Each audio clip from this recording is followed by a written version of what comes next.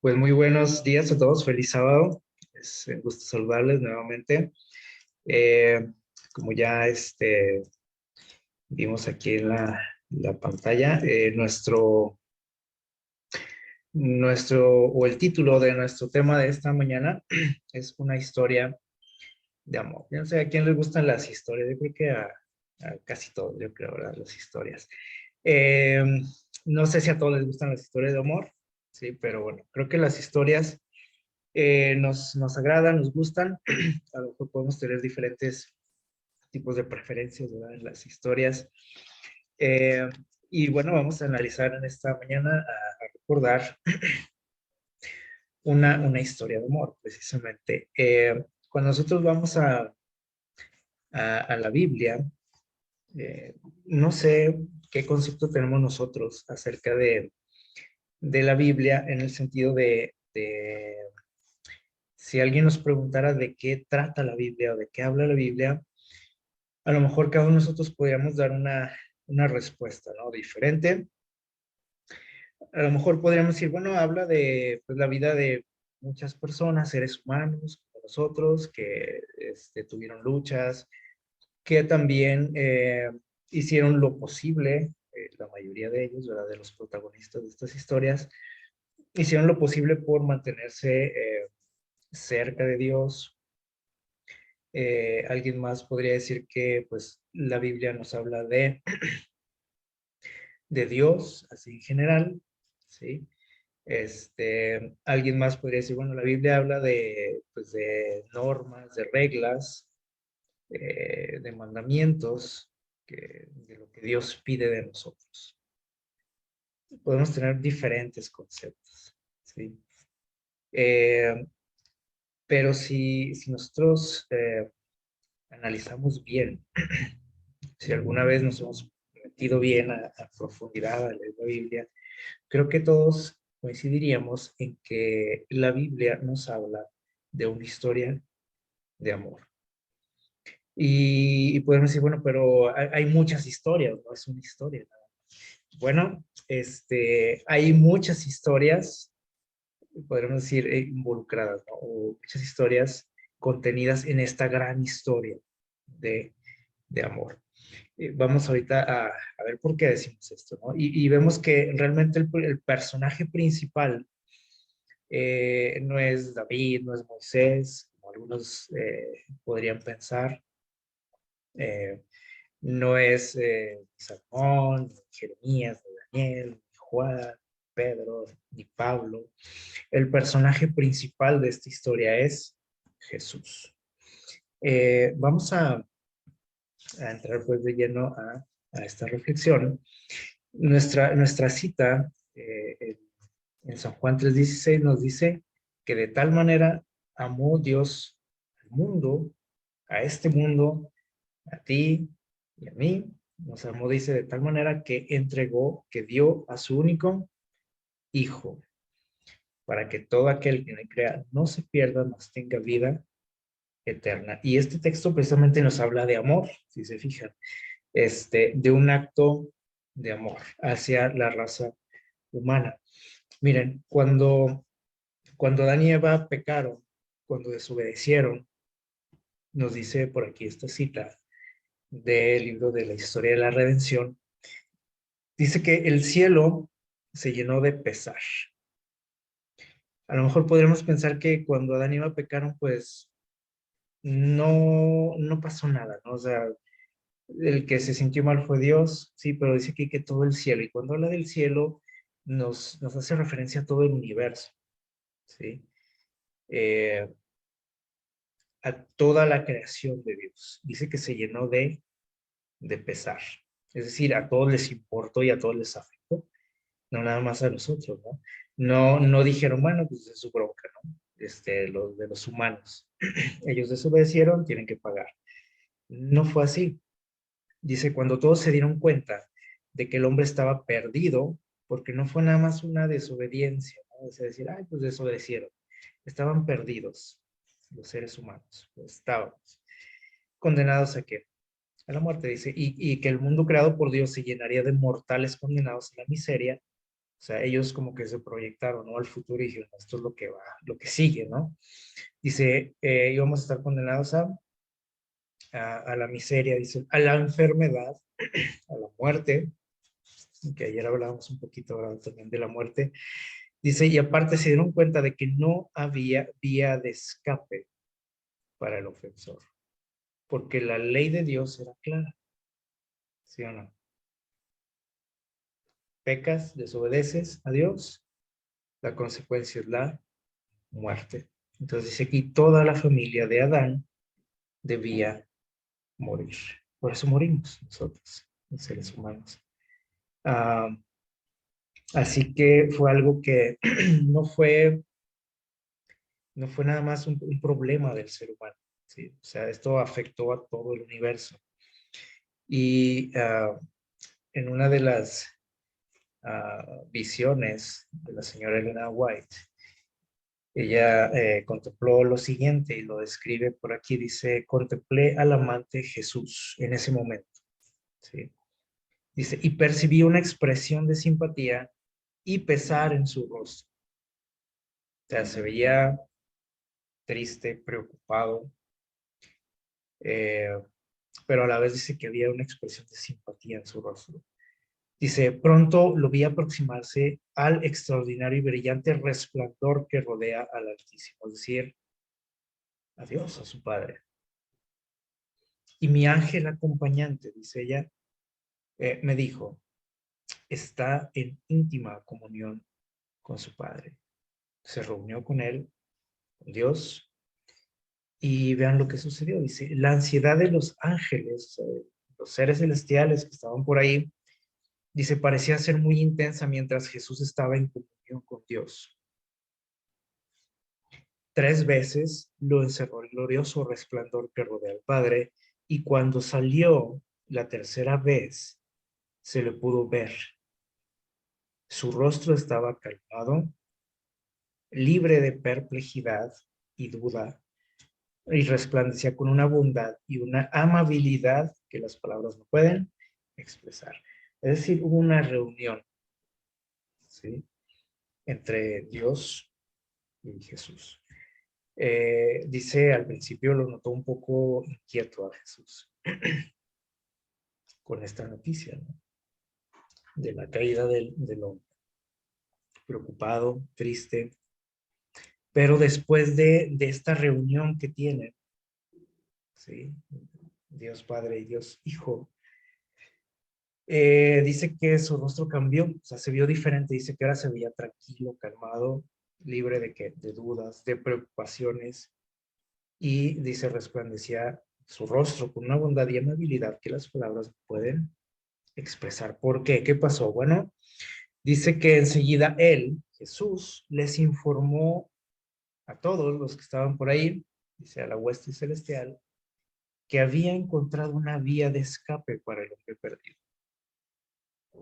Había una solución para este problema de la muerte eterna para el ser humano. Y les dijo que había suplicado a su Padre y que había ofrecido su vida en rescate. Le suplicó, es decir, no fue nada más que le dijo, bueno, yo me ofrezco, no pasa nada. Y Dios dijo, ok, está bien, bueno, vamos a hacerlo así. No, dice que le estuvo rogando para realizar esto. Él ofreció su vida en rescate por, por cada uno de nosotros. Y esto tenemos que nosotros entenderlo, o para poderlo entender más, o que pueda ser más significativo para nosotros, tenemos que hacerlo personal. Es fácil decir, ¿no? Jesús ofreció su vida por el ser humano, por todos nosotros, decir. Pero si lo hacemos personal y digo, Jesús ofreció su vida para rescatar, para rescatarme a mí, para rescatarte a ti, como que ya cambia un poquito el significado, ¿no? Cuando lo hacemos así en masa, como que a lo mejor pierde más significado, ¿no? Pero Jesús ofreció su vida por ti. Dice, para que la sentencia de muerte recayera sobre él, no sobre ti. La sentencia de muerte eterna, porque bueno, decimos ahorita, o hemos estado estudiando, ¿no? Todos morimos. Es una consecuencia del pecado. Pero ayer también leíamos una expresión de Jesús cuando dijo que el que creyera en él no iba a morir para siempre, no eternamente. Al momento de que nosotros eh, eh, nacemos aquí en este mundo, estamos condenados, ¿sí? A muerte. Y eso, bueno, todo el mundo lo sabe, ¿no? Pues sí, desde que nacemos dicen que comenzamos a morir, ¿no? Pero lo que no todos sabemos es que es una muerte eterna a la que estamos condenados. Pero dice Jesús, si tú crees en mí, no vas a morir para siempre. Y es el texto que leímos también, dice, para que todo aquel que en él crea no se pierda, mas tenga vida eterna.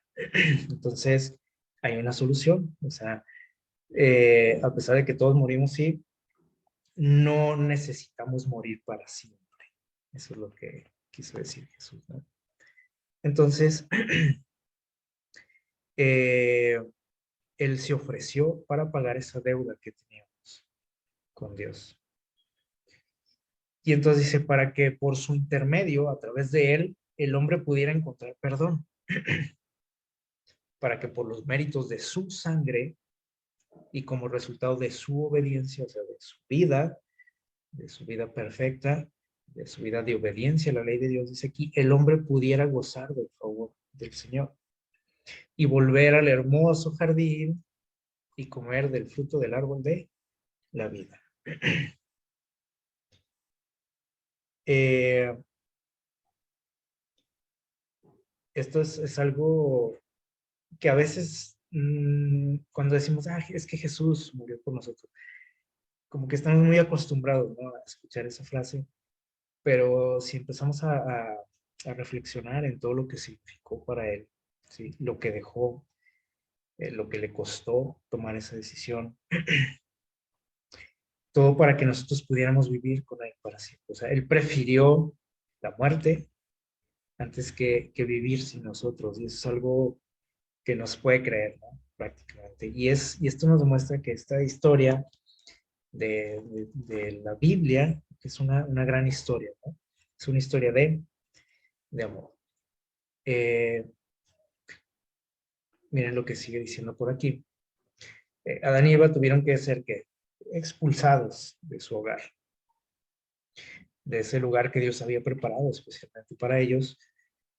Eh, y dice aquí que los ángeles de Dios fueron comisionados dice, para visitar a la pareja caída y les informaran pues, la decisión, ¿no? De que tenían que quedarse aquí. O sea, que no podían conservar ya su hogar. O sea, tienen que irse. No pueden estar aquí, les dije. Qué difícil tarea también, ¿no? Para ellos. No sé, a quién de ustedes les gusta dar malas noticias. Yo creo que a nadie. Y bueno, Dios comisionó por aquí algunos mensajeros para que le dieran esa mala noticia a ellos, a Adán y Eva.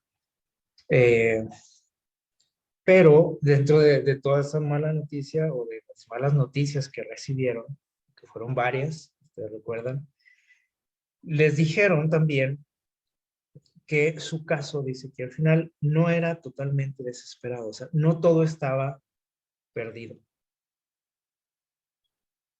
sea, iban a perder muchas cosas, muchos privilegios, pero no todo estaba perdido. Y la buena noticia, ¿cuál era?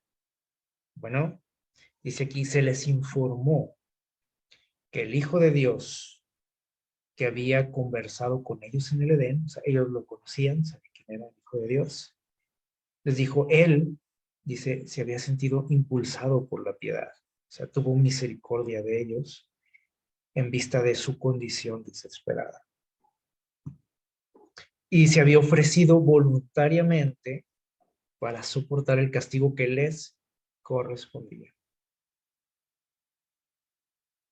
Y morir para que los seres humanos pudieran vivir por fe en la expiación que Cristo proponía hacer por ellos. O sea, ese intercambio, ese trueque, puedo decir, eh, de su vida por la de nosotros. Eh, Era, sí, una buena noticia para ellos, pero a la vez también fue mala, ¿no? Porque como que él se ofreció para pagar por nosotros.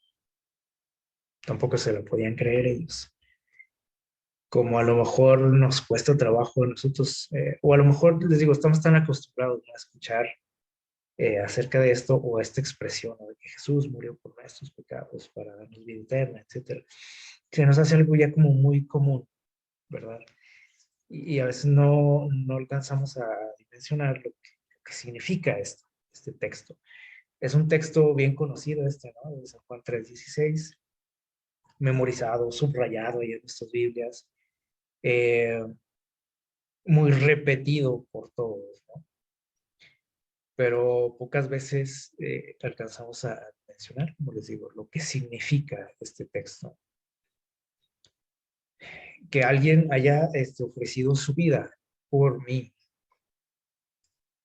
específicamente por mí.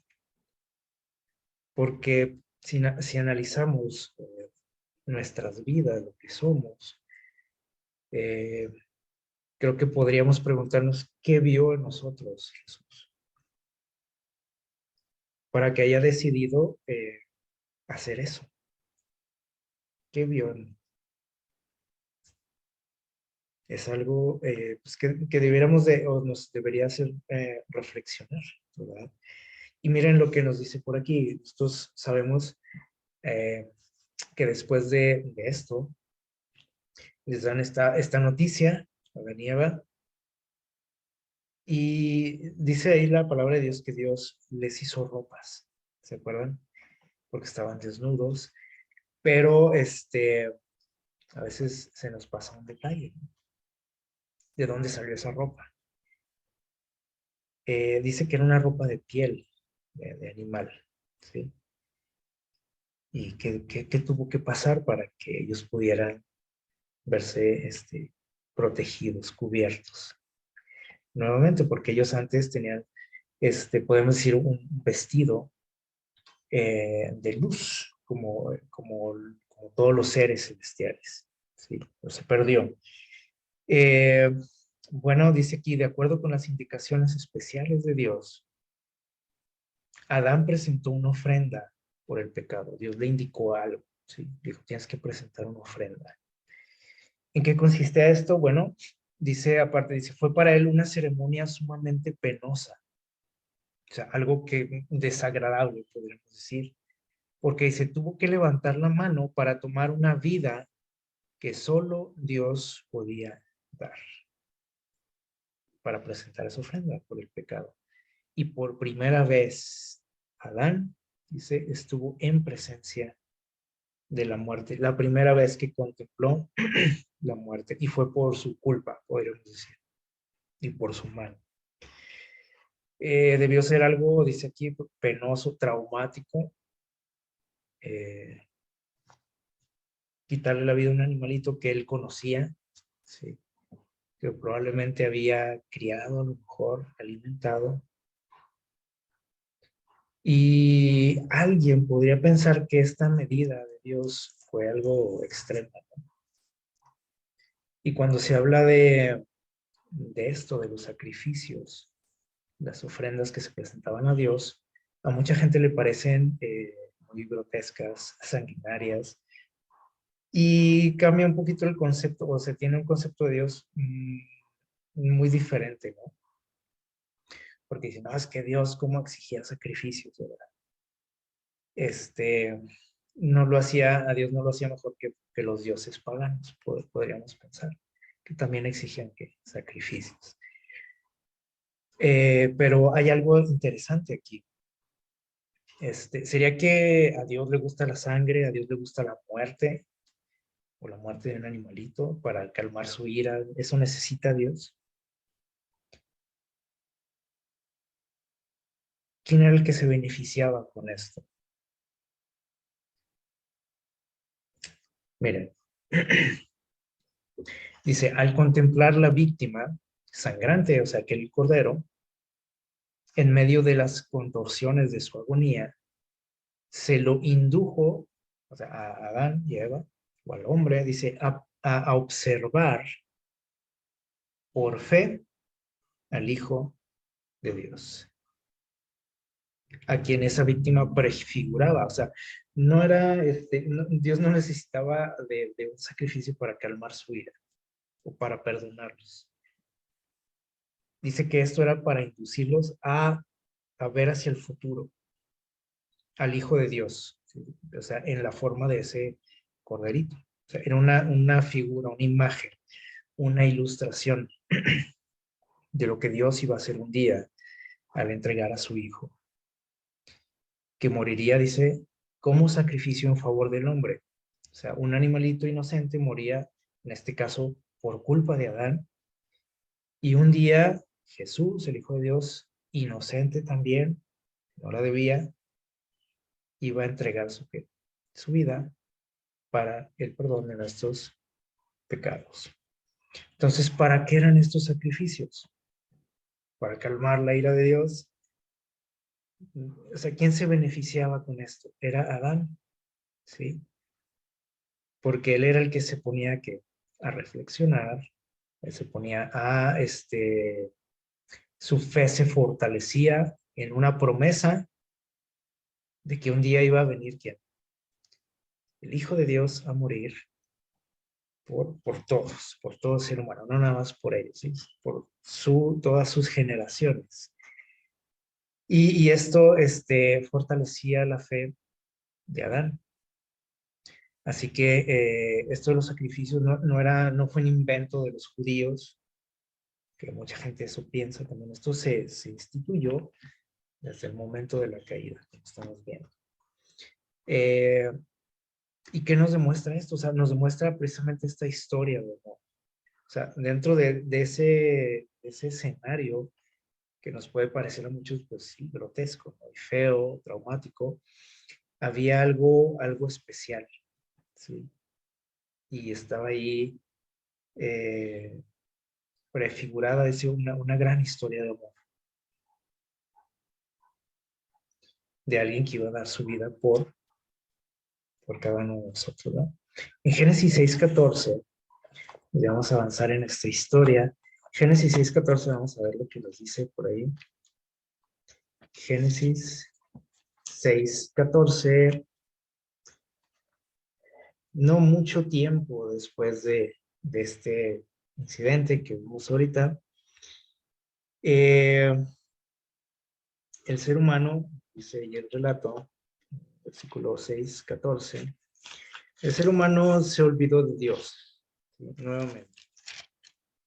Y pues hizo de su vida, o sea, algo muy desagradable para Dios. O sea, todo lo que hacía, dice el relato, era continuamente que malo a los ojos de Dios. Y dice el versículo 14,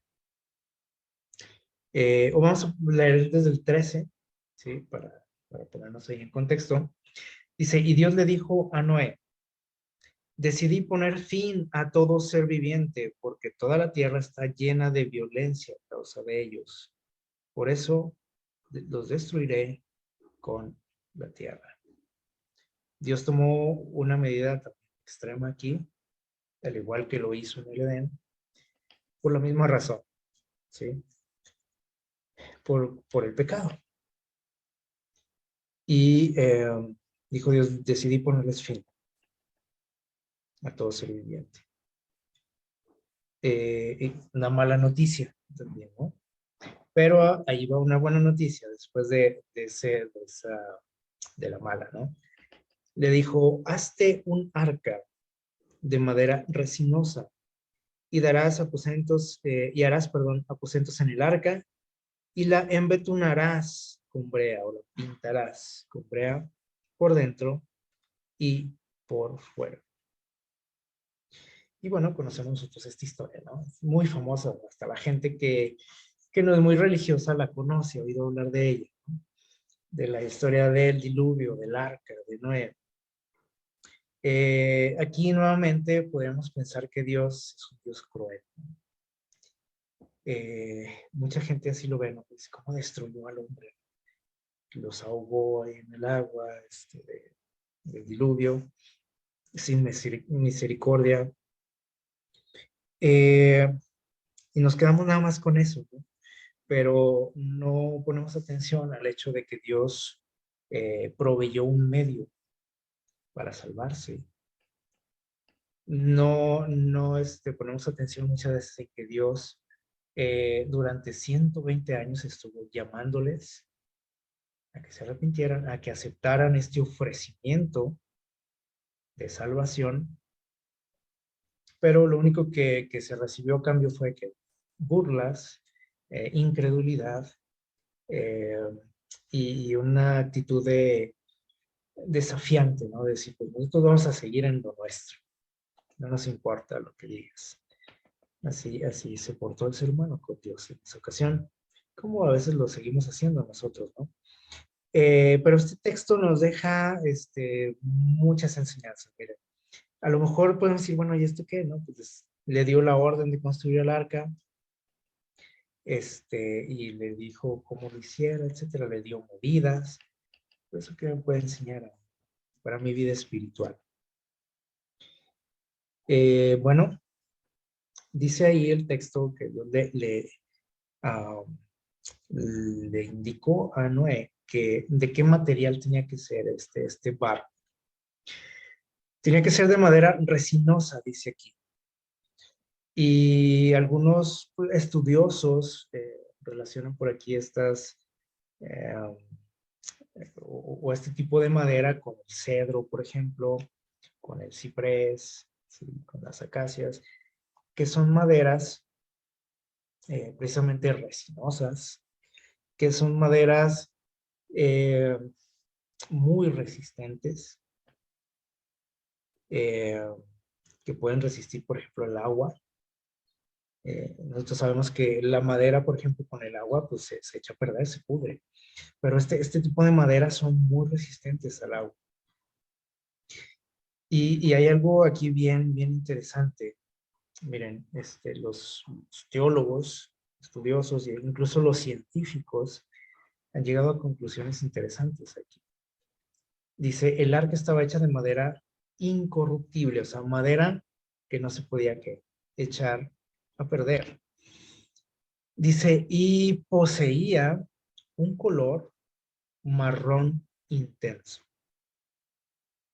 Este tipo de maderas tienen esa tonalidad. ¿Y eso qué podríamos decir? Eh, bueno, es esta palabra que está por aquí, kufru, es la palabra original que se traduce como brea para nosotros, ahí que cuando le dice que la iba a tener que recubrir con brea, por dentro y por fuera, dice ahí el texto. Eh, bueno, tiene ese significado brea, ¿sí? Kufru, pero tiene otro significado esa palabra, y significa el precio del rescate. El precio del rescate, ¿de cuál rescate? Bueno, dice aquí este parrafito, dice, esto arroja un sentido teológico, espiritual del contexto. Vimos que la madera tenía un color rojizo. Y esa brea o esa palabra que Dios utilizó aquí significa el precio del rescate. ¿Y cuál era el precio del rescate? Si nosotros eh, nos vamos a lo que acabamos de mencionar ahorita con el incidente de Adán y Eva, ¿cuál era el precio de su rescate?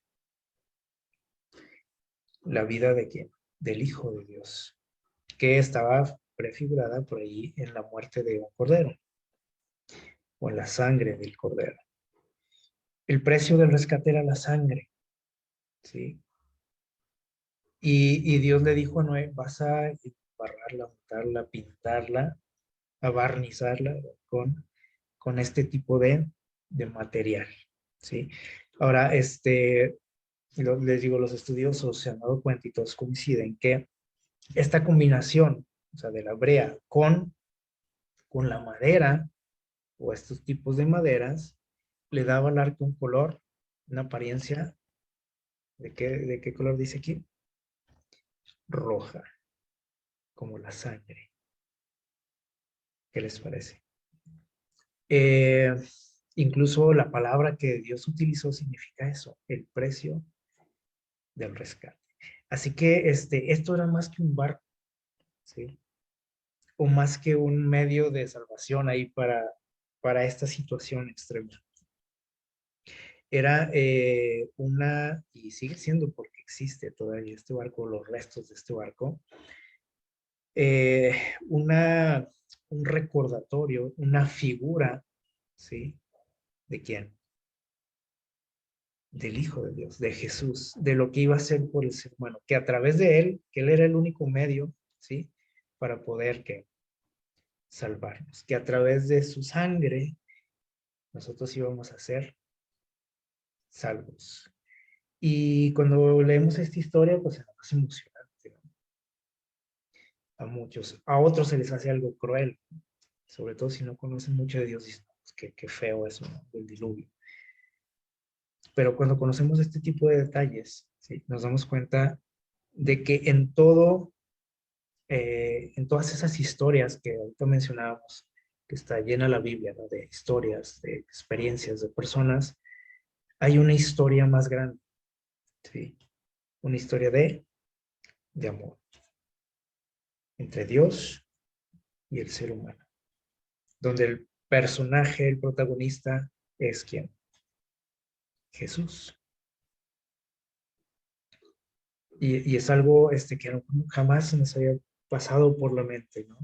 Este, este barco era una imagen, una figura de quién, una representación de Jesús. Muchos lo comparamos, por ejemplo, con la iglesia. Pero cuando Dios ideó esto, no pensó en la iglesia, ¿sí? Que también tiene sus coincidencias, ¿no?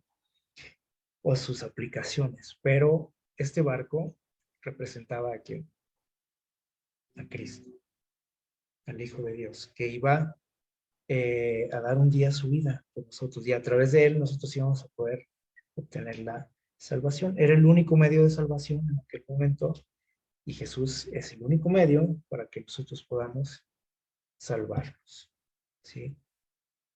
¿Qué les parece este detalle? Si nosotros seguimos en la historia, vamos allá a Génesis 22 y vamos a encontrar otra historia también, otra experiencia que todos conocemos de un hombre llamado Abraham, ¿sí? Un poco de tiempo después del diluvio, otra vez el hombre se había olvidado de Dios. Esa es nuestra naturaleza, alejarnos de Dios. Y bueno, para este momento otra vez existía pues la corrupción, el pecado, la violencia, o sea, el mundo otra vez iba en picada, ¿no? Y Dios decidió llamar a este hombre, de sacarlo de donde él vivía, porque le prometió, le dijo, voy a hacer de ti un pueblo, ¿sí? Y un pueblo especial, no era cualquier pueblo, ¿sí?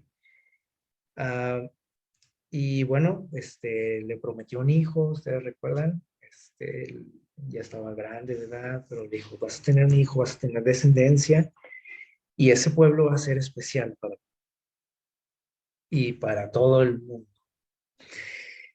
Así que bueno, cuando nace su hijo, eh, cuando él llega a la adolescencia, eh, dice en Génesis 22:2, Dios le dijo a Abraham, fíjense bien, vamos a buscar aquí la cita, Génesis 22:2, Dios le dijo a Abraham, toma a tu hijo, a tu único hijo, le dijo. Dice, a quien amas, y vete a la tierra de Moria y ofrécelo ahí en sacrificio sobre uno de los montes que yo te voy a decir. Esta historia nos puede parecer también un poco extraña, ¿no? Y cruel. Y les digo, la gente que sabe de esto, porque hay gente que conoce, ¿no? De esta experiencia de Abraham, pues también se quedan desconcertados. Dicen, ¿cómo Dios iba a pedir eso? Un Dios de amor, como hemos dicho, ¿no? ¿Cómo le está exigiendo que sacrifique ya no a un cordero, ya de por sí era cruel eso, le estaba exigiendo que sacrificara a su hijo? Y bueno, Abraham se preparó eh, y se fue al lugar donde Dios le indicó. Y vamos a ver lo que nos dice por ahí los versículos del 6 al 8, más adelante. Dice, y Abraham tomó la leña del sacrificio y la puso sobre Isaac, su hijo, y tomó en su mano el fuego y el cuchillo, y fueron los dos juntos. Y entonces Isaac dijo a su padre, Padre mío, y él le respondió, ¿qué pasa, hijo? Y Isaac le dijo, aquí está el fuego y la leña para el sacrificio, pero ¿dónde está el cordero? Isaac estaba acostumbrado a ver este tipo de ceremonias. Eh, Abraham seguía con esa costumbre que Dios les había indicado a Adán, ¿sí? Adán y Eva desde un principio, y que se conservó, o sea, por la gente que siguió siendo fiel a Dios y obediente a Dios, ellos seguían recordando esto. Y ya vimos lo que significaba ese sacrificio. No era para calmar la ira de Dios, como muchos creen. Era, dijimos, para que ellos recordaran esa promesa, ¿sí? Y que reflexionaran también en sus vidas, ¿no? En sus actitudes. Eh, y entonces Isaac, él estaba acostumbrado a ver esto, ¿no? Y entonces se le hizo un poco extraño que no estaba la víctima, ¿no? Del sacrificio. Dijo, bueno, aquí ya está todo lo necesario y todo el material, lo que siempre usamos, pero falta el cordero, le dijo a su padre. Y Abraham respondió, Dios se proveerá de cordero para el sacrificio. Dios se las va a arreglar para eso. Y qué grande lección y qué respuesta. Eh, Abraham no estaba preparado para esta pregunta, ¿no? Pero aquí inspirado por Dios, le dijo, Dios va a proveer del sacrificio.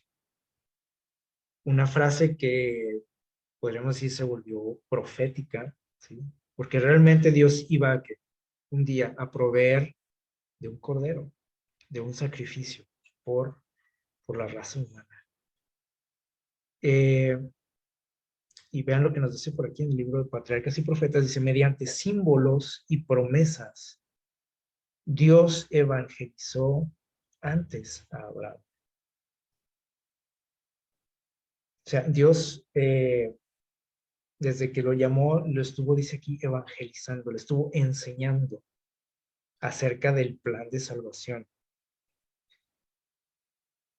Y, y esto fue, pues, digamos que la prueba máxima para él, o la enseñanza máxima para él, acerca de lo que es el amor de Dios por nosotros.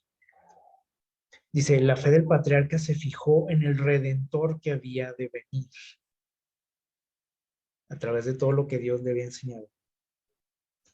Y miren lo que dijo una vez Jesús a los judíos. Dice, Abraham, vuestro padre, se gozó por ver mi día.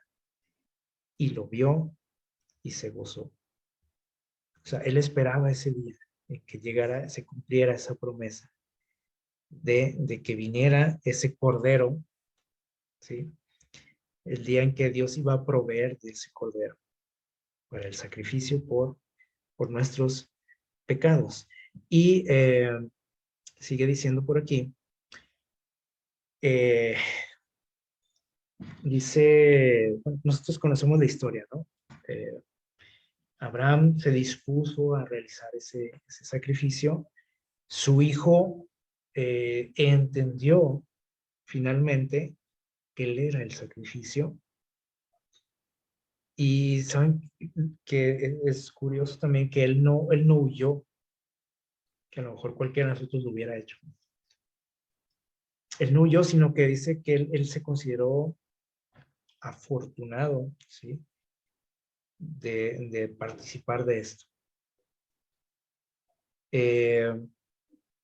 Y estuvo dispuesto a ofrecer su vida para cumplir con esta orden de Dios, ¿sí? O sea, voluntariamente lo hizo. Al igual que quién, que Jesús, cuando ofreció que su vida por nosotros. Isaac lo hizo y dijo, ok, está bien.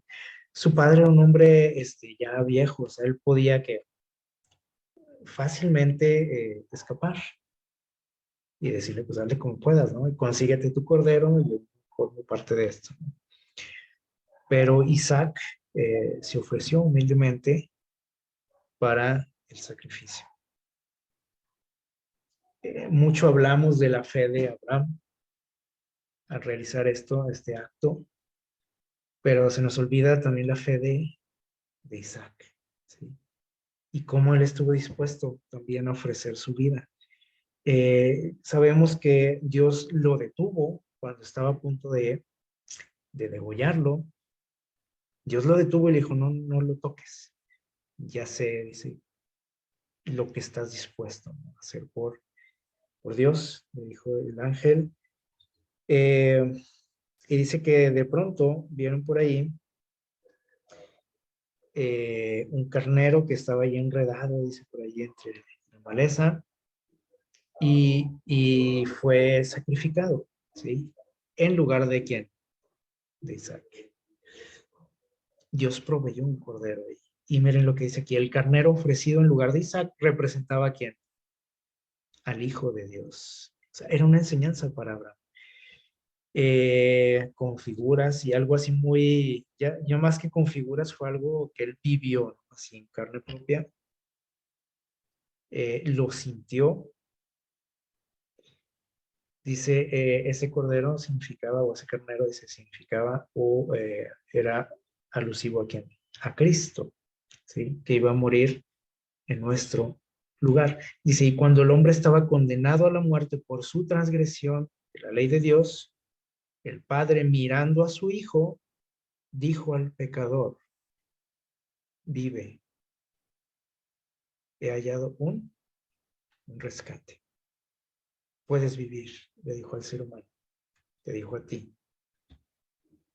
Tengo una solución, he hallado un rescate, un medio. Así que esta historia, si nosotros la vemos así, yo creo que nunca más nos va a parecer una historia cruel, una historia de un Dios sanguinario, sediento de sangre, de sacrificios. Aquí podemos ver esa historia de amor de Dios por el hombre. Miren, esto ocurrió, dice aquí, para grabar en la mente de Abraham la realidad del evangelio. O sea, y en carne propia lo vivió. Dice, así como para probar su fe, también era una prueba, ¿no? Para él. Pero, dice aquí, la agonía que sufrió durante los aciagos días de aquella terrible prueba, o sea, pasaron varios días desde que Dios le pidió esto, hasta que llegaron a aquel lugar donde Dios le había indicado. Eh, Imagínense, dice aquí la agonía, el dolor que traía. O sea, todo lo que pensó, lo que pasó por su mente. Dice, Dios lo permitió para que comprendiera por su propia experiencia, o sea, nadie le iba a contar a él como a nosotros nos cuentan, ¿no? Cuando usted va a la iglesia y le hablan de Abraham, por ejemplo, y te hablan de lo que Dios hizo por ti, como lo estamos haciendo ahorita, bueno, él lo vivió en carne propia. Dice, él dice, entendió, experimentó en su persona algo de la grandeza del sacrificio hecho por Dios en favor de la redención del hombre. O sea, no fue fácil para Dios tampoco. Y ahorita vamos a ver algo de esto, pero miren, dice, dice, ninguna otra prueba podría haber causado a Abraham tanta angustia como la que le causó el ofrecer a su hijo. Entonces aquí estaba experimentando un poquito y entendiendo un poquito de lo que Dios sentía también. ¿Qué les parece? E incluso dice aquí que el sacrificio exigido a Abraham, dice, no fue solo para su propio bien, no era nada más para él. Dice, ni tampoco exclusivamente para el beneficio de futuras generaciones como nosotros, ¿no? Para que nosotros también entendiéramos esto. Dice, sino también para instruir y enseñarles, ¿a quién? Dice aquí, a los seres sin pecado del cielo y de otros mundos en todo el universo. Incluso Abraham se convirtió en una figura también de lo que es Dios, de lo que iba a ser un día por el ser humano. Y dice aquí todo el universo lo entendió perfectamente. ¿Qué les parece esta enseñanza de Dios? Y cómo nos demostró aquí también su amor a través de esta historia, que para muchos les digo es algo fea, ¿no? Y mucha gente puede decir, no, ya ven, Dios es un Dios malo, sanguinario. Pero vemos que no es así. O sea, se nos olvida que Dios mismo impidió ese sacrificio. Se nos olvida que Dios proveyó el cordero. O sea, eso no lo leemos mucha gente, ¿no? O sea, nada más decimos, ay, no, qué malo Dios, lo que le pidió. En Éxodo capítulo 12, vamos a ir más adelante. Capítulo 12 dice, vamos a leer ahí del 1 en adelante. El Señor dijo a Moisés y a Aarón, tiempo después de Abraham, otra vez ya se habían olvidado de Dios los seres humanos, el mismo pueblo de Dios, los descendientes de Abraham, se habían olvidado de él, porque vivían en un país extranjero, vivían como esclavos, o sea, no se les permitía, no tenían la libertad de adorar a su Dios, y pasaron ahí 400 años. Entonces, se les olvidó todo lo que habían aprendido, lo que se había enseñado por generaciones, y Dios tuvo que enseñarles nuevamente acerca de esta historia de amor. Dice, Dios le dijo a Moisés y a Aarón en Egipto, este mes os será principio de los meses y va a ser el comienzo del año. Ahí Dios instituyó un calendario, ¿sí? Que nosotros lo conocemos como el calendario judío, pero realmente Dios lo inventó. Y les dijo, aquí va a comenzar el año, ¿sí? El principio de los meses. Y para vosotros, dice, va a ser el primer mes del año. Dice, decida toda la congregación de Israel, el 10 de este mes, tome cada uno un cordero por familia. Un cordero por cada casa. Se fijan, nuevamente aquí está el cordero. Lo vimos en la historia de Adán y Eva. Vimos algo similar en la historia del diluvio. Ahí no era un cordero, fue a través de esa embarcación. Vimos otra vez al cordero que aparece en la vida de Abraham. Y aquí nuevamente Dios le dice, tomen un cordero, ¿sí? Dice, y si la familia fuera pequeña, para comer el cordero, lo tomará con su vecino inmediato a su casa, o sea, lo iban a compartir. Si era una familia pequeña. Dice, según el número de las personas, según el comer de cada uno, echaréis la cuenta sobre el cordero. O sea, como quien dice, les estaba diciendo, a ver, si eres dragoncito, bueno, pues, a lo mejor no te vas a juntar con otros. Si tu familia es pequeña, si comes mucho, te puedes juntar con otro, puedes compartir. Y el cordero les dijo, tiene que ser sin defecto. Macho de un año, lo tomaréis de las ovejas o las cabras. ¿Se acuerdan cómo era la indicación también que les dio a Eva, a Caín y a Abel? ¿Se acuerdan? Un cordero sin defecto. La madera, ¿cómo era? La madera del arca, incorruptible, representando a quién? A Cristo y a su sangre. Bueno, aquí nuevamente dice, el cordero sin defecto, dice, lo guardaréis hasta el día 14.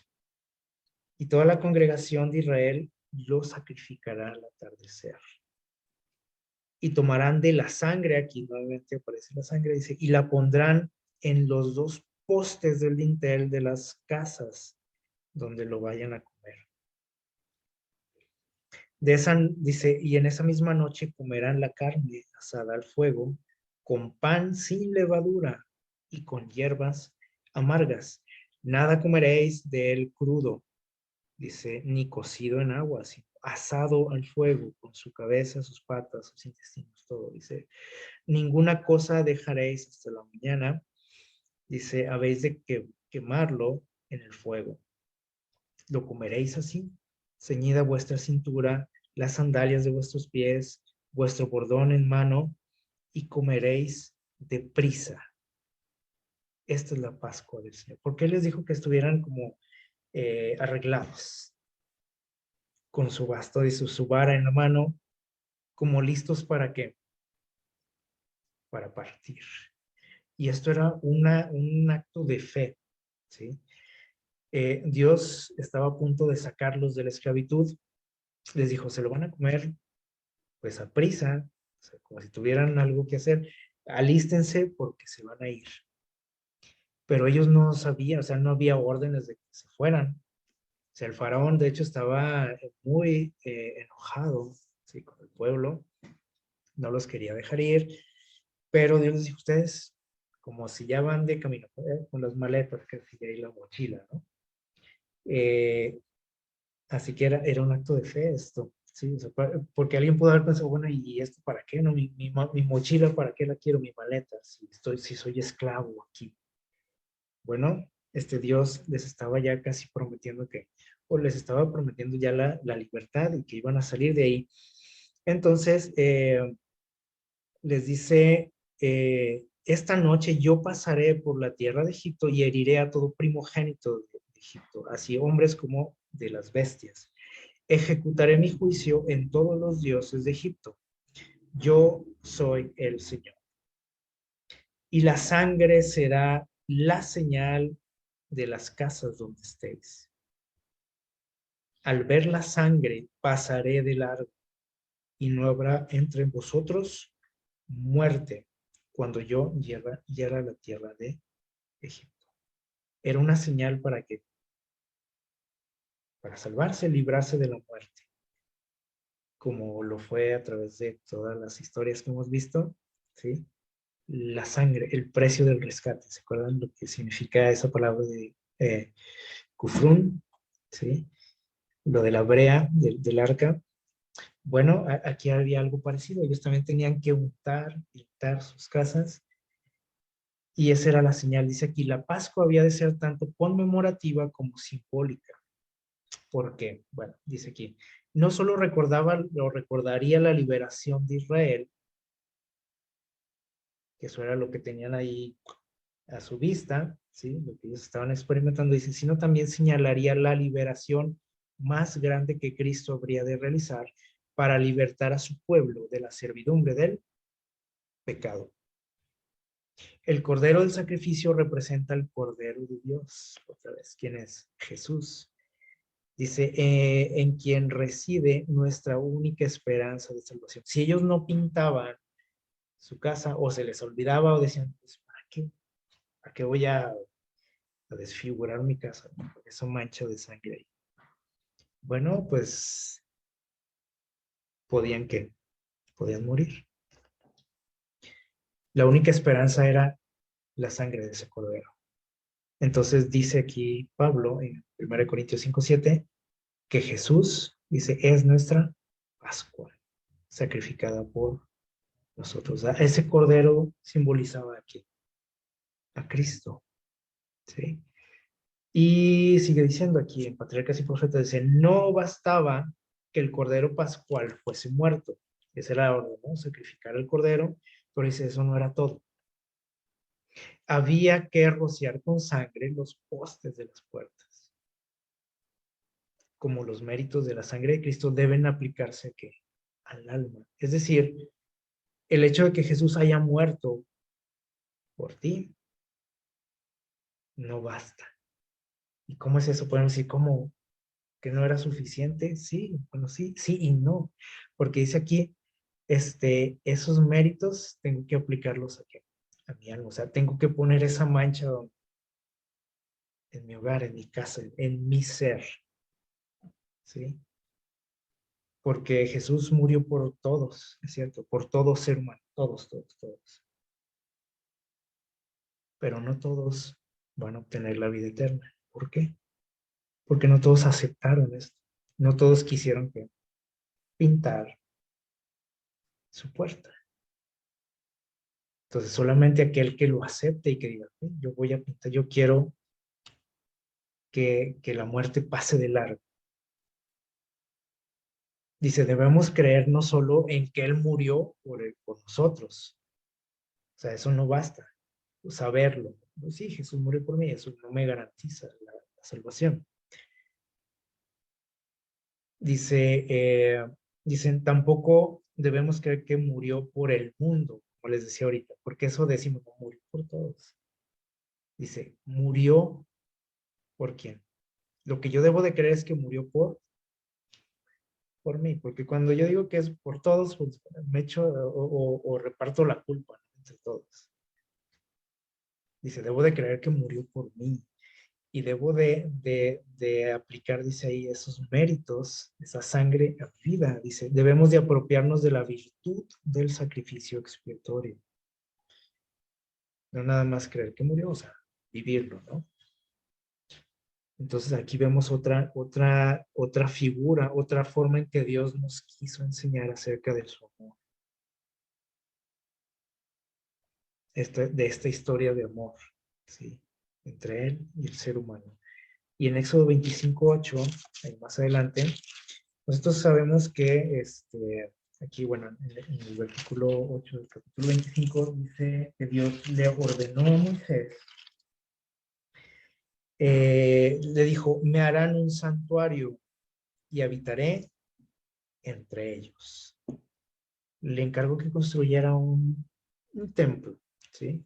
En el desierto, bueno, como una tienda, porque no podía ser de otra manera, tenían que trasladarlo, desmontarlo, etcétera.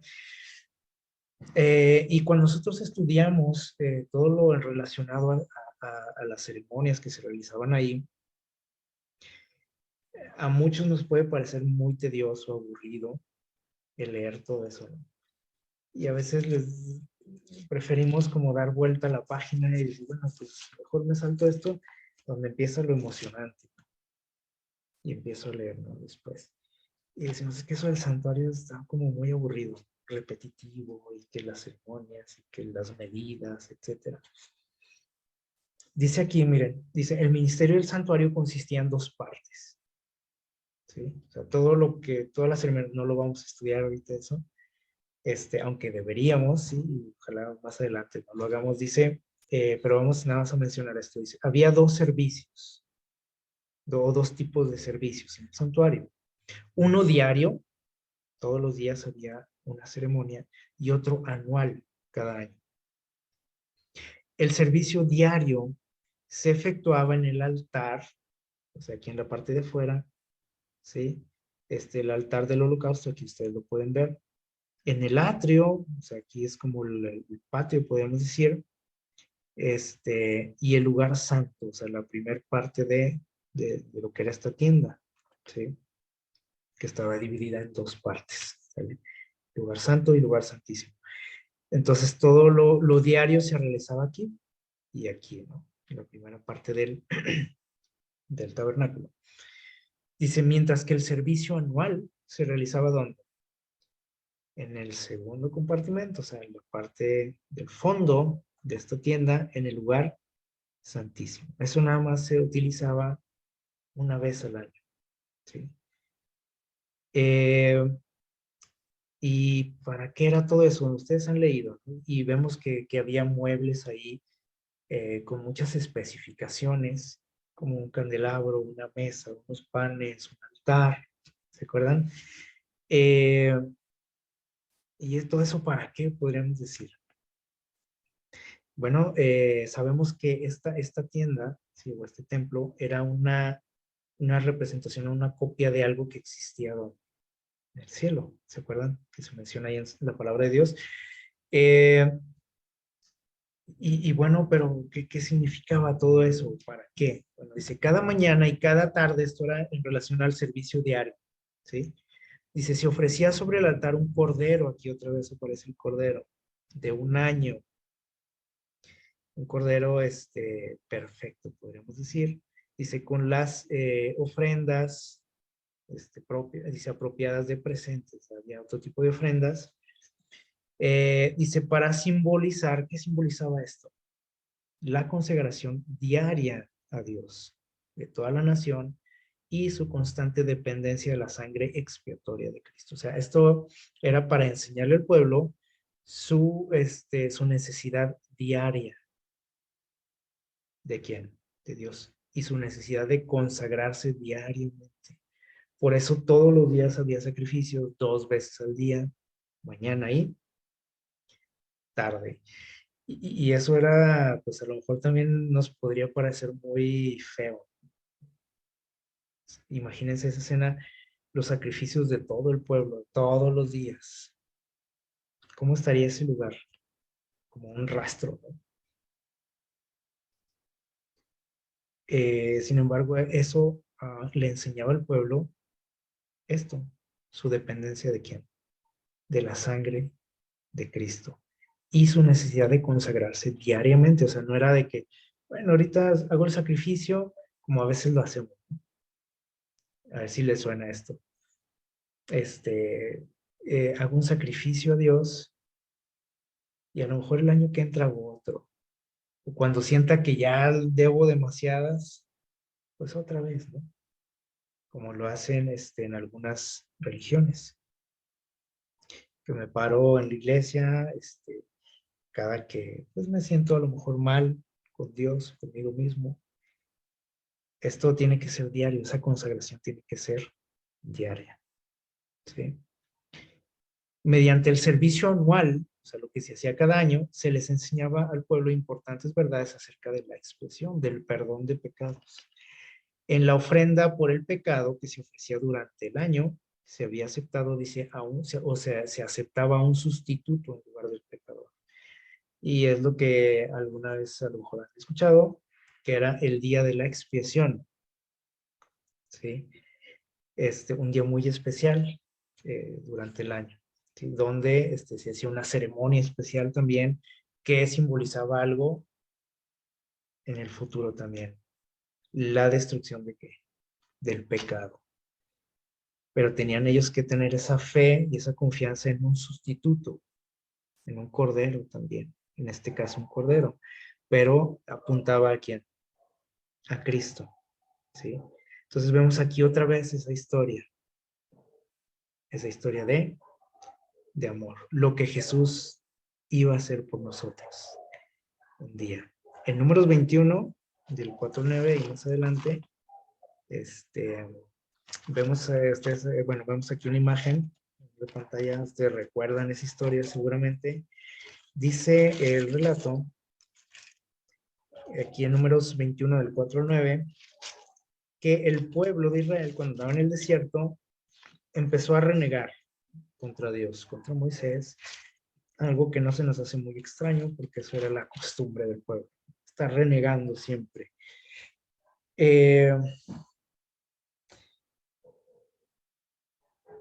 Haciendo, pues, o sea, importunando a Moisés, ofendiendo a Dios. Y en esta ocasión dijeron que ya estaban cansados, hartos, ¿sí? Del maná. ¿Para qué nos trajiste aquí? Le dijeron. Dice, y el Señor envió entre el pueblo serpientes que mordían al pueblo y mucha gente murió. Eh, esta expresión a lo mejor nos puede parecer extraña, pero Dios no envió a las serpientes, así como una plaga, ¿no? Una lluvia de serpientes, no. Las serpientes ahí habitaban, era el desierto, ese es su hábitat, ¿sí? Pero todo ese tiempo que habían estado vagando por el desierto, Dios los había protegido de esos animales. Y no nada más de las serpientes, de todo, ¿no? De escorpiones, de otro tipo de insectos y, que pudieran causar problemas. Y animales, ¿no? Feroces también. Eh, Simplemente Dios dijo, ok, pues vamos a darles para que vean que yo los he estado protegiendo. Entonces Dios retiró su protección, ¿sí? Para darles una lección y de repente empezaron a salir por todos lados, así como a veces, por aquí no salen los alacranes, ¿verdad? Por todos lados. Este, Dios nos cuida, ¿no? Muchas veces ni siquiera nos damos cuenta. Aquí el pueblo de Israel lo veía como algo normal, el hecho de que iban por el desierto y pues no había animales peligrosos para ellos, que a todo dar, ¿no? Pero sabemos que así no es el desierto, ¿no? Entonces se enfrentaron a la realidad de lo que es estar en el desierto. Y por todas lados había serpientes, dice, mucha gente murió por las mordeduras. Eh, no es que Dios las haya enviado, aunque así lo menciona aquí, pero lo que nos quiere decir este texto es que Dios permitió, ¿sí? Entonces la gente dice, fue a buscar a Moisés y dijeron, hemos pecado al hablar contra el Señor y contra ti. Ruega al Señor que quite de nosotros estas serpientes. Y Moisés oró por el pueblo. Así como eran de canijos, Dios, perdón, Moisés todavía orando por ellos, imagínense. Dice, y el Señor dijo a Moisés, haz una serpiente de bronce, dice, y ponla en un mástil. Y todo el que haya sido mordido y la mire, vivirá. Y Moisés hizo la serpiente de bronce y la puso en un mástil. Y cuando alguien era mordido por la serpiente y miraba a la serpiente de bronce, vivía. Aquí Dios quiso ilustrar algo también. ¿Qué quiso enseñar Dios? Dice, el alzamiento de esta serpiente de bronce tenía por objeto, fíjense bien, señalar una lección importante a los israelitas. Hay quienes dicen, por ejemplo, cuando leen esta historia, o utilizan esta historia para defender el hecho de que podemos nosotros adorar imágenes, ¿sí? Y dicen, ah, pues si Moisés lo hizo y por orden de Dios lo hizo, y era una serpiente, porque yo no voy a adorar a la Virgen, por ejemplo, una imagen de la Virgen, o de San Juditas, o de quien quiera, ¿sí? Pero no era el objetivo de Dios, no era para decir, ah, pueden adorar imágenes, para empezar no la estaban adorando. Dios les dijo, mírenla, ¿sí? Y dice aquí, la lección para ellos era esta. No podían salvarse del efecto fatal del veneno que había en sus heridas. Solamente Dios podía curarlos. O sea, la fe era en quién? En lo que Dios les había dicho, no en la serpiente, no era la fe en la serpiente, o en esa imagen, ¿sí?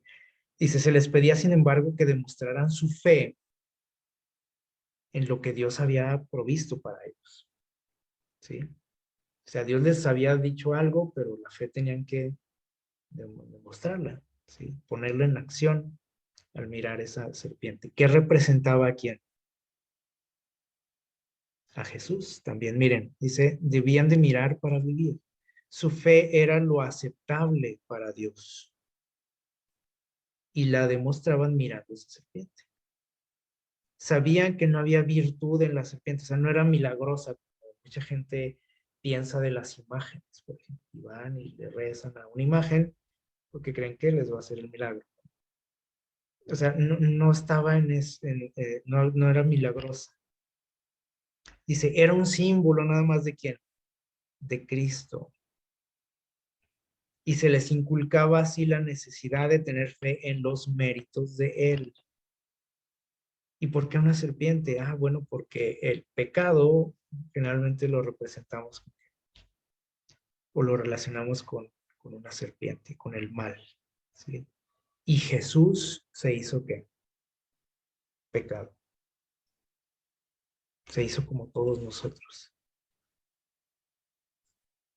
Por eso esa serpiente, que generalmente la relacionamos con Satanás, por ejemplo.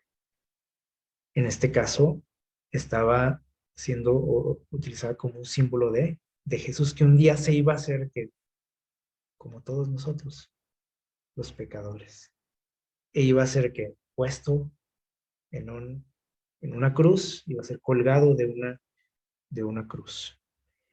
Eh, y finalmente, bueno, vamos a recordar esta historia en Josué 2. Eh, y esto es algo también bien interesante. Josué, capítulo 2, nos habla acerca de una mujer de nombre Raab. ¿Me recuerdan? ¿Quién era ella? Bueno, nos dice ahí el relato. Ella era una prostituta que vivía en Jericó, ¿sí? Y ella ayudó a unos espías que Josué envió a esta ciudad para reconocerla porque iban a atacarla. Y alguien, dice por ahí, alguien les dio el chisme por ahí en la ciudad a las autoridades de que había espías y que estaban por ahí en la casa de ella. ¿Sí? Ellos llegaron ahí a esconderse. Ella les ofreció pues, refugio ahí. Por una razón especial, ahorita vamos a ver, dice que los escondió, llegaron, por ejemplo, llegó ahí la policía, podríamos decir, a buscarlos, no los encontró, ella les dijo, ¿saben qué? Pues sí, vinieron unos hombres aquí, porque le dijeron, aquí hay unos israelitas. Y dijo, sí, sí estuvieron aquí, pero pues yo no sabía de dónde eran, dice, ya se fueron, no sé a dónde se fueron, pero ya los tenía escondidos en su casa, dice, en el techo de su casa. Este, y dice allí en el capítulo 2, ¿sí? Versículos del 8 en adelante, eh, dice algo interesante, dice, antes de que ellos se durmieran, ella subió al terrado y les dijo, estaban ahí escondidos, a punto de dormir, pero ella subió y les dijo algo, dijo, sé que el Señor os ha dado esta tierra, por eso, dice, el temor ha caído sobre nosotros y sobre los habitantes de esta región. Dice que están desmayados o desanimados por el temor de vosotros. Porque hemos oído que el Señor secó el agua del Mar Rojo ante vosotros cuando salisteis de Egipto, y lo que habéis hecho a los reyes amorreos que están del otro lado del Jordán, a Sehón y a Og, que habéis destruido. Y al oír esto ha desmayado nuestro corazón. No ha quedado aliento en ninguno de nosotros, dice, por causa de ustedes, porque el Señor, vuestro Dios, dice, es Dios arriba en el cielo y en la tierra. O sea, su Dios es el Dios verdadero, les dijo, yo lo sé. Y dice versículo 12, ahora les ruego que por favor me prometan que como yo los traté con bondad, les ayudé, así también tratéis, a la casa de mi Padre, de lo que, de lo que me daréis una señal segura. Dijo, denme una señal, hagan una promesa, yo los he ayudado, ustedes ayúdenme también. Yo creo en su Dios, creo, Él es el Dios verdadero. Dice, yo no quiero perecer aquí con toda esta ciudad, sé que ustedes van a tomarla. Dice, quiero que me prometan que salvaréis la vida de mi padre, de mi madre, de mis hermanos, de mis hermanas, y dice, de todo lo que es de ellos, y que nos libraréis de la muerte. Y ellos le respondieron, nuestra vida, dice, por la vuestra, por la tuya, si no nos denuncias. Dijo, bueno, vamos a hacer ese trato, pero no digas nada de nosotros, ¿no? No nos vayas a denunciar. Eh, Dice, y cuando el Señor nos haya dado la tierra, te trataremos con bondad y fidelidad. O sea, te vamos a pagar lo que has hecho por nosotros.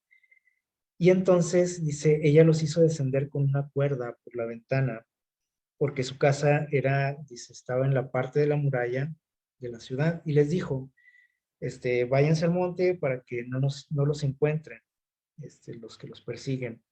Escóndanse ahí 3 días hasta que se hayan regresado ellos y después sigan su camino. Y ellos dijeron, nosotros cumpliremos este juramento con que nos has conjurado, dice. Y cuando entremos en la tierra, dice, vas a atar un cordón rojo en la ventana, en esta ventana, dice, por la cual nos estás descolgando. Dice, y queremos que juntes, o sea, que venga aquí a esta casa, que vengan tus padres, tus hermanos, tu familia, a todos los que quieras salvar, a tus amigos, a quien tú quieras. Esa va a ser la señal, ese cordón rojo.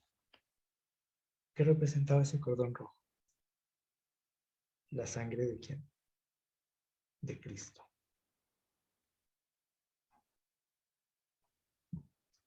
Cristo, dice aquí, vino para derribar el muro de separación y para abrir todos los departamentos de los atrios del templo a fin de que toda alma tuviese libre acceso a Dios.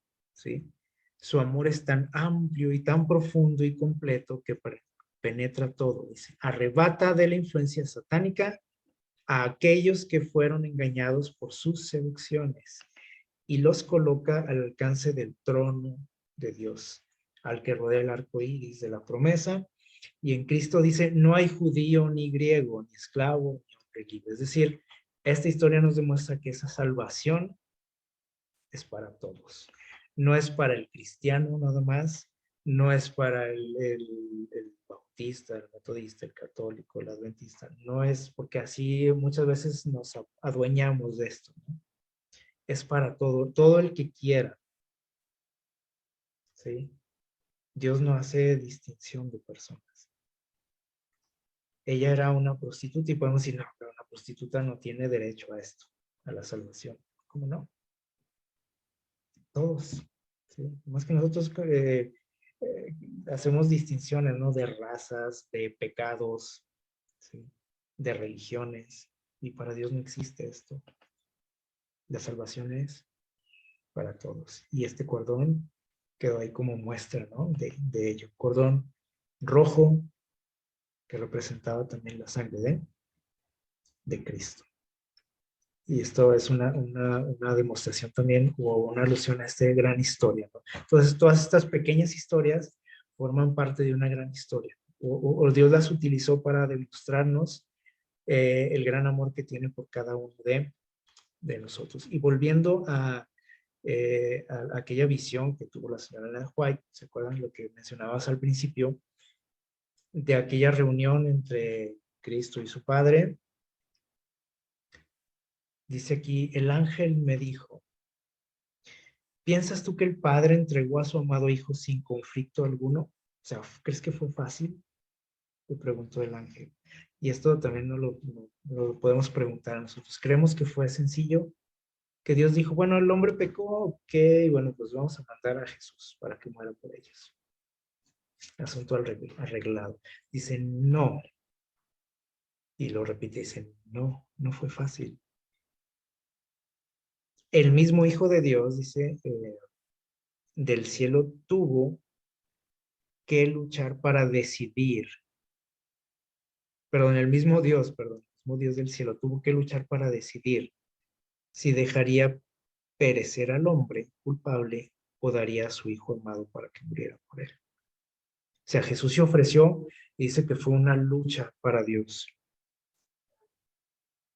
entre dejarnos morir o dejar morir a su Hijo. ¿Qué hubieran escogido ustedes? Si yo fuera Dios, yo a lo mejor hubiera dicho, no, pues, que se mueran ellos, ¿no? Pero no soy Dios, gracias a Dios no soy Dios. Este, así actuamos muchos, ¿no? De acuerdo a nuestras conveniencias, a que, pues sí, lo que mejor me conviene a mí. ¿Qué le convenía a Dios? Pues dejar las cosas como estaban. Eso era lo lógico, ¿no?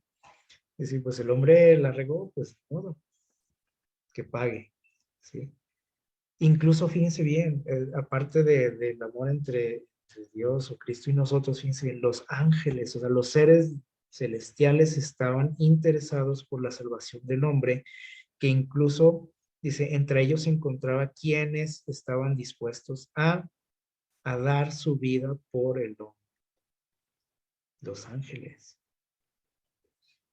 Dice, pero, dijo mi ángel, de nada valdría. ¿De qué valdría la vida de un ángel? La transgresión, dice, es tan grande que la vida de un ángel no puede pagar la deuda. Para que veamos la magnitud de la deuda que tenemos. ¿Sí? O sea, la vida de un ángel no basta. Nada fuera de la muerte y la intercesión de su Hijo podían pagar esa deuda y salvar al hombre perdido del pesar y la miseria sin esperanzas.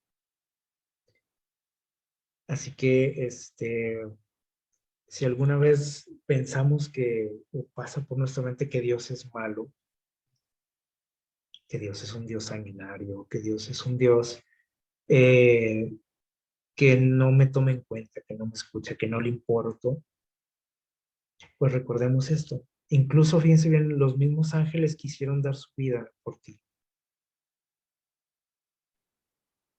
Entonces, ¿qué tan valiosos podemos ser para Dios? E incluso para los seres celestiales. Dios dice aquí, es amor. Su naturaleza y su ley son amor. Lo han sido siempre, lo serán siempre. Dice, el alto y sublime que habita la eternidad, cuyos caminos son eternos, no cambia. En él no hay mudanza ni sombra de variación. Hay otros que creemos que Dios era uno en el Antiguo Testamento y en el Nuevo Testamento cambió. Que era sanguinario, en el Nuevo Testamento es amor. Pero es el mismo.